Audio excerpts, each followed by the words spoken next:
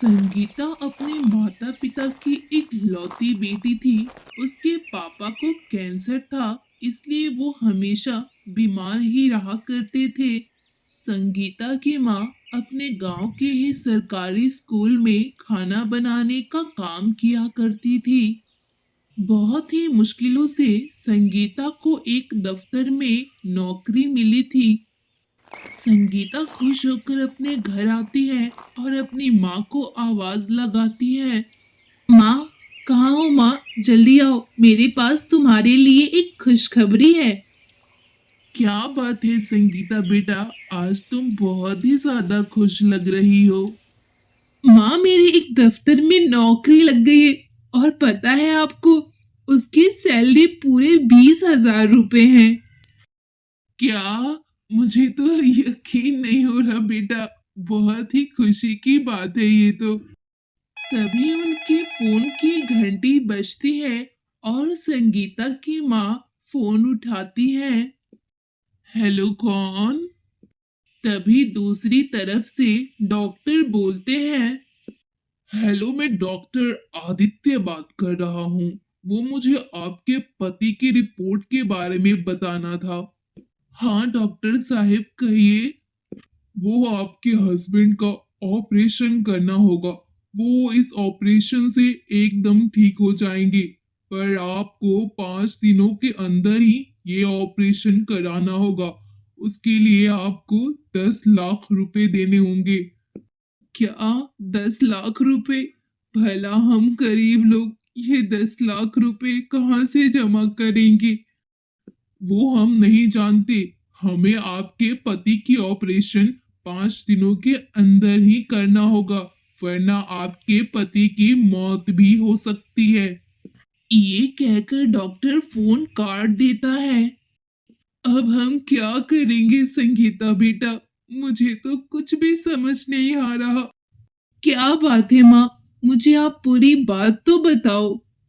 फिर संगीता की माँ डॉक्टर की कही सारी बात संगीता को बता देती है। माँ, तुम चिंता मत करो, कोई ना कोई रास्ता तो जरूर निकल जाएगा। आप देखना, मैं जरूर कुछ ना कुछ कर लूंगी और पापा का ऑपरेशन भी हो जाएगा। माँ, बस आप भगवान पे भरोसा रखिए और पापा का ख्याल रखिए। तभी उनके दरवाजे पर घंटी बजती है और संगीता दरवाजा खोलने के लिए आगे जाती है। संगीता दरवाजा खोलती है और दरवाजा खोलते ही जो वो सामने देखती है, देखकर वो दंग रह जाती है। और दरवाजे पर एक चुड़ैल खड़ी हुई थी। चुड़ैल! माँ, माँ बचाओ! चुड़ैल, चुड़ैल हमारे दरवाजे पर चुड़ैल खड़ी है। चाचा चुड़ैल, इतना चिल्ला क्यों रही है? लगता है पहली बार तूने चुड़ैल देखी है। चल अब सामने से हट जा। इतना कहकर वो चुड़ैल संगीता के घर के अंदर चली जाती है। कावेरी भी चुड़ैल को देखकर डर जाती है और डरते डरते वो उस चुड़ैल से पूछती है। आखिर तुम यहाँ क्या करने आई हो? हम लोगों से कोई गलती हो गई है तो उसे माफ कर दो, यहाँ से तुम चली जाओ। मेरे पास तुम लोगों के लिए एक ऑफर है।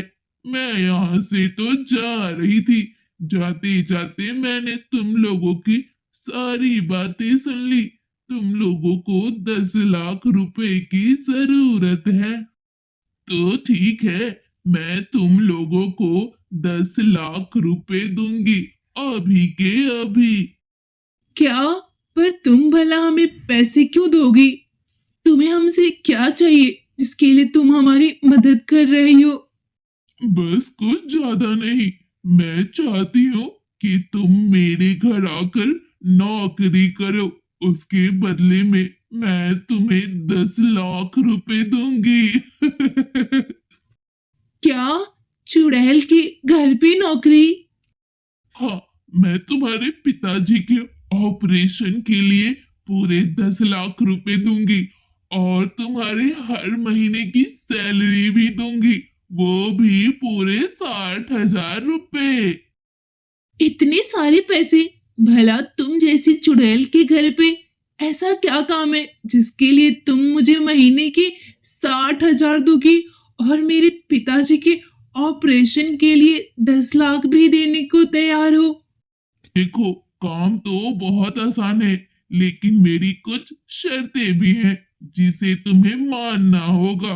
असल में मेरे माता पिता बहुत ही ज्यादा अमीर थे, लेकिन वो अब इस दुनिया में नहीं है। मैं अपनी छोटी बहन के साथ रहती थी। एक बार मैं किसी काम से गई थी। मेरे कुछ जलनखोर रिश्तेदारों ने मेरी संपत्ति हथियाने के लिए मेरा एक्सीडेंट करवा दिया और मैं मर के चुड़ैल बन गई, और एक हफ्ते से मैं चुड़ैल बन के घूम रही हूँ। और मेरी प्यारी बहन को पता भी नहीं है कि मैं इस दुनिया में नहीं हूँ। बस उसे इतना पता है कि मैं काम से किसी दूसरे शहर गई हूँ। तो तुम मेरी बेटी से क्या चाहती हो? मैं चाहती हूँ कि तुम मेरे घर चलो और मेरी छोटी बहन का ख्याल रखो जब तक कि उसकी पूरी पढ़ाई कंप्लीट ना हो जाए, और तुम्हें सैलरी भी समय पर मिलती रहेगी। मैं तुम्हें सब कुछ समझा दूंगी। ठीक है, मैं तैयार हूँ आपके घर जाके काम करने के लिए। बेटा फिर से सोच ले, चुड़ैल के घर पे नौकरी करने की बात कर रही है। माँ, इसके सिवा हमारे पास दूसरा कोई रास्ता भी तो नहीं है। चुड़ैल पैसों से भरा बैग संगीता को पकड़ा देती है और वहां से गायब हो जाती है। संगीता रात भर उस चुड़ैल के बारे में ही सोचती है। अगली सुबह संगीता जल्दी उठकर उस चुड़ैल के बताए घर पर पहुंच जाती है। घर पर कोई है? तभी उस चुड़ैल की छोटी बहन बाहर आती है। तुम्हारा नाम मुस्कान है ना? तुम्हारी बहन मधु ने मुझे शहर से यहाँ भेजा है। वो कुछ समय तक यहाँ वापस नहीं आ पाएगी तुम्हारे पास, इसलिए उसने मुझे तुम्हारी देखभाल करने के लिए भेजा है। तक मैं तुम्हारा अच्छे से ध्यान रखूंगी ताकि तुम टाइम पर स्कूल जाओ और मन लगा के पढ़ाई कर सको। अच्छा, ऐसा क्या? ठीक है, फिर आप अंदर आ जाओ दीदी। चुड़ैल का घर वास्तव में बहुत ही ज्यादा सुंदर और आलीशान था। जैसे ही वो अंदर जाती है, वो देखती है कि चुड़ैल सोफे पर बैठी हुई थी। संगीता उस चुड़ैल को देखकर डर जाती है, लेकिन मुस्कान के वहां होने की वजह से वो उससे कुछ नहीं कह पाती है। मुस्कान, तुम्हारे स्कूल जाने का समय हो गया है ना? सुना है तुम 4 दिन से स्कूल नहीं जा रही हो। चलो जाओ, जल्दी से तैयार हो जाओ। मैं तुम्हारे लिए टेस्टी सा टिफिन बॉक्स बना देती हूँ। ठीक है दीदी, मैं जल्दी से फिर तैयार होकर आती हूँ।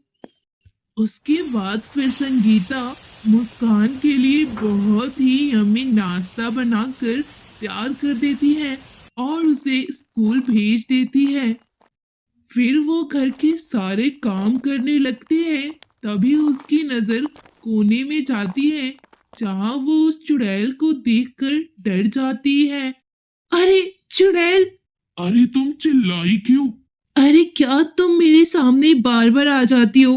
अगर इस तरह तुम आओगी तो मैं चिल्लाऊंगी ही ना। मैं भी तो इंसान ही हूँ। शुक्र करो कि मैं तुम्हारे साथ कुछ नहीं कर रही हूँ, वरना इंसानों को देखकर तो उन्हें खाने का बस मन करता है। ये सुनकर संगीता थोड़ा घबरा जाती है और फिर अपने कामों में लग जाती है। तभी उनके घर की घंटी बजती है।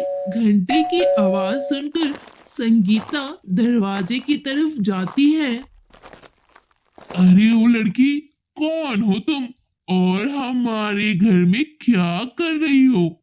जी, आप कौन है? मेरा नाम संगीता है और मैं यहाँ मुस्कान की देखभाल करने के लिए आई हूँ। ओ लड़की, क्या कहा तुमने? मुस्कान की देखभाल करने के लिए आई हो? चलो दफा हो जाओ यहाँ से, वरना तुम्हारा भी हाल वही करेंगे जो हाल हमने मधु का किया था। ये सुनकर चुड़ैल वहां पर आ जाती है। क्या कहा तुम लोगों ने कि ये घर तुम्हारा है? ये घर सिर्फ मेरा है और मेरी बहन का है। इस पे किसी ने हक जमाने की कोशिश की तो मैं उसे नहीं छोड़ूंगी, समझे तुम लोग? फिर वो चुड़ैल उन लोगों को हवा में जोर जोर से उछालने लगती है और उनकी वहीं पे मृत्यु हो जाती है। इसीलिए कहते हैं दोस्तों, हमें किसी के साथ भी बुरा व्यवहार नहीं करना चाहिए।